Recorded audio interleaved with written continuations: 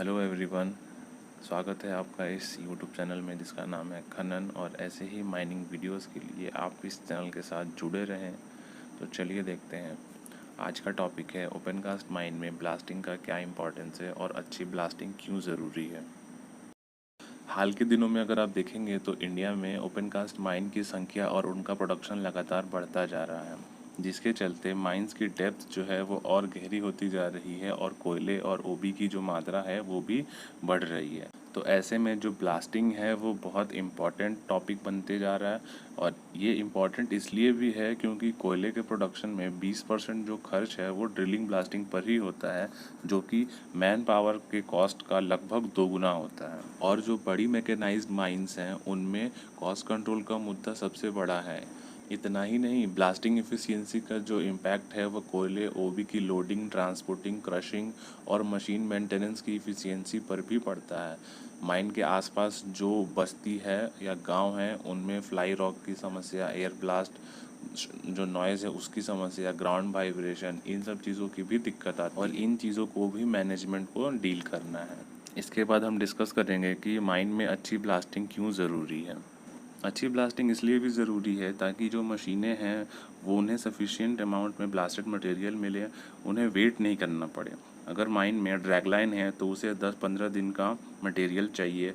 अगर dumper shovel है तो उसके लिए 6-7 दिन का जो मटेरियल है हमेशा रेडी रहना चाहिए। जो हाई कैपेसिटी मशीनें हैं वो माल के अभाव या ख़राब ब्लास्टिंग या टो के कारण अगर खड़ी रह जाती हैं तो उन्हें बहुत नुकसान होता है। अगर ड्रैगलाइन 24/96 जो ड्रैगलाइन है अगर वो एक दिन खड़ी रहती है तो ब्याज और जो डेप्रिसिएशन रेट होता है उसके कारण 3 से 4 लाख रुपए का नुकसान होता है। और इसके साथ ही जो कोयले का जो प्रोडक्शन का लॉस है वो कई गुना अधिक होता है।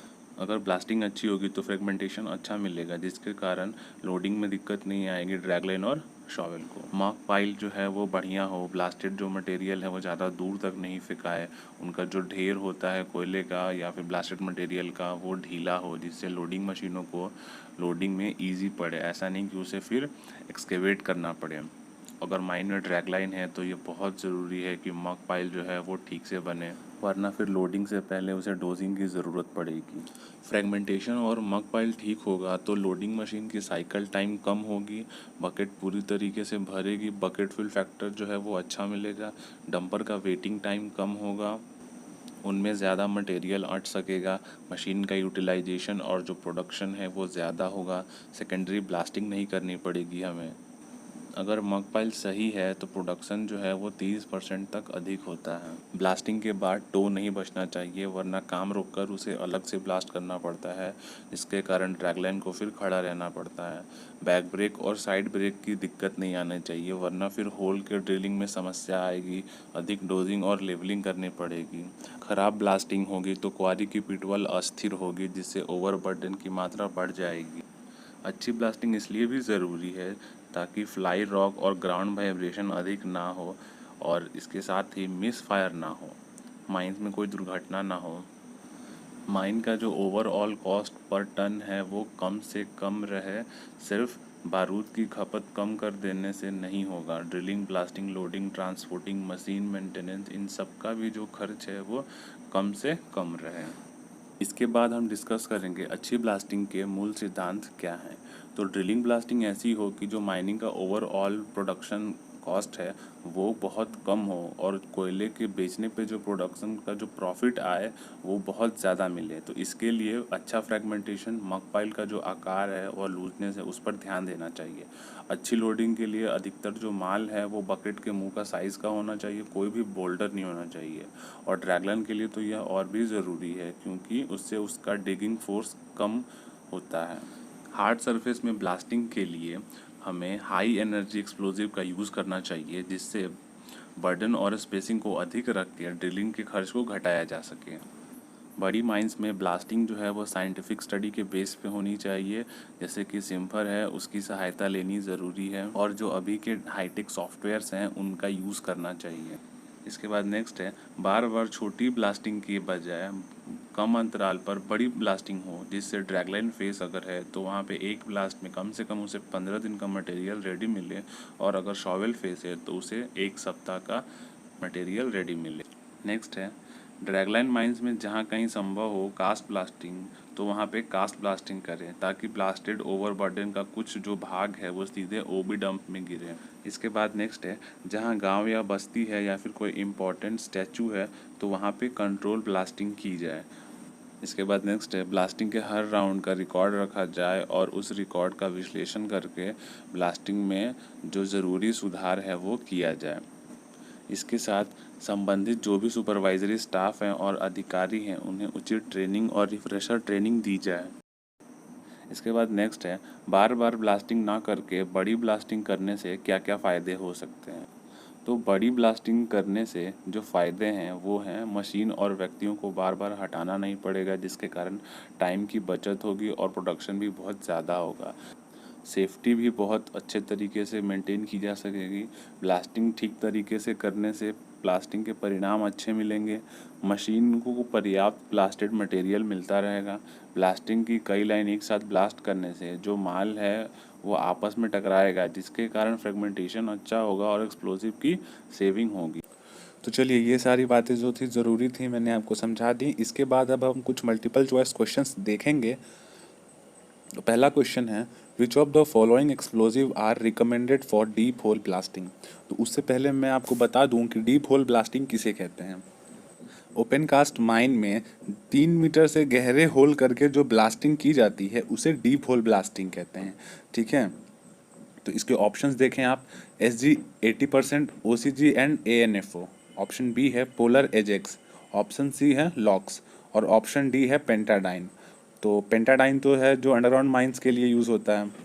तो इसका जो राइट आंसर है वो है A, SG 80%, OCG and ANFO।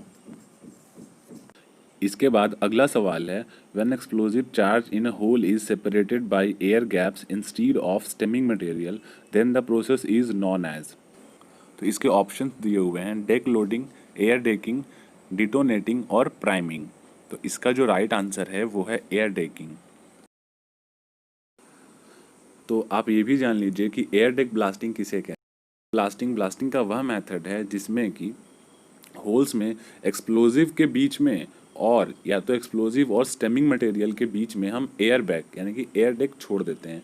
वो खाली स्पेस रह जाता है जिससे क्या होता है कि जो एक्सप्लोजिव जब ब्लास्ट होता है तो उसकी जो एनर्जी है वो एयर डेक के टॉप या बॉटम के बीच में कुछ देर तक रिफ्लेक्ट होते रहती है, जिससे क्या होता है कि बारूद जो है बहुत देर तक एक्टिव रहता है और वो बहुत सही तरीके से काम करता है। इससे बारूद की भी बचत होती है और जो रॉक क्रशिंग है वो भी पूरी तरीके से एकदम चूरा नहीं होता। उससे क्या होता है ना कि जो मटेरियल है वो सही तरीके से टूटता है और उसका जो सबसे जो बड़ा फ़ायदा है, इससे ग्राउंड वाइब्रेशन जो है वो काफ़ी हद तक कम होता है। इसी में एक और चीज़ इंपॉर्टेंट है कि एयर डेक ब्लास्टिंग में जो एयर गैप होता है उसे कैसे बनाया जाता है।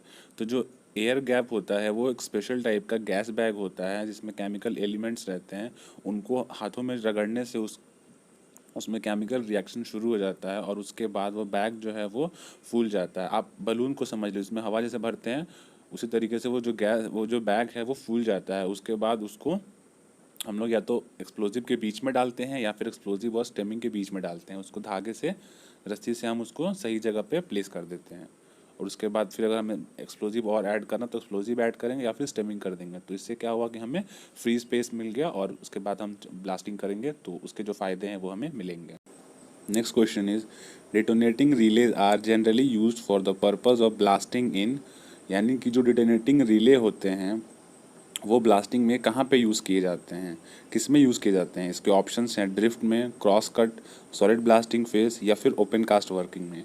तो इसका जो राइट आंसर है वो है open cast working. Detonating relay जो है वो ओपन कास्ट वर्किंग में ब्लास्टिंग में यूज़ किए जाते हैं। Next question is, amount of explosive to be charge in a single shot hole is not dependent on. इसके ऑप्शंस दिए हुए हैं, nature of rock to be broken, hole depth, diameter of hole, option D quality of detonating fuse. तो nature of rock to be broken पे depend करेंगे, hole depth और hole diameter पे भी करेगा depend, quality of detonating fuse पे depend नहीं करेगा। इसके बाद अगला सवाल है, which of the following is not dependent on efficient breaking of rock. यानी कि ब्लास्टिंग के बाद रॉक का अच्छे तरीके से टूटना किस पे डिपेंड नहीं करता है। तो इसके ऑप्शंस हैं, करेक्ट टाइप ऑफ एक्सप्लोजिव, इस पे तो करता ही है, करेक्ट अमाउंट ऑफ चार्ज पर होल, इस पर भी डिपेंड करता है। प्रॉपर स्टेमिंग, इस पर भी डिपेंड करता है। टाइप ऑफ एक्सप्लोडर, तो इस पर डिपेंड नहीं करता है। इसके बाद अगला सवाल है, पॉप शूटिंग और plaster shooting is a type of. इसके ऑप्शंस हैं primary blasting, secondary blasting, muffle blasting या फिर क्ले कैपिंग। तो पॉप शूटिंग और प्लास्टर शूटिंग जो है, जब ब्लास्टिंग के बाद बड़े बड़े बोल्डर्स बच जाते हैं तो उन्हें वापस से ब्लास्ट किया जाता है, तो एक तरह का ये सेकेंडरी ब्लास्टिंग है। Next question is, when stemming is insufficient then there is a chance of, यानी कि अगर स्टेमिंग सही तरीके से नहीं करते हैं तो किसकी संभावना बढ़ जाती है। इसके ऑप्शंस हैं over breakage of coal, excessive vibration, blown out shot या फिर हाई पाउडर फैक्टर। तो अगर स्टेमिंग सही से नहीं करते हैं, इनसफिशिएंट तरीके से करते हैं, तो ब्लोन आउट शॉट के चांसेस बढ़ जाते हैं। इसके बाद नेक्स्ट सवाल है, productivity of drag line depends upon.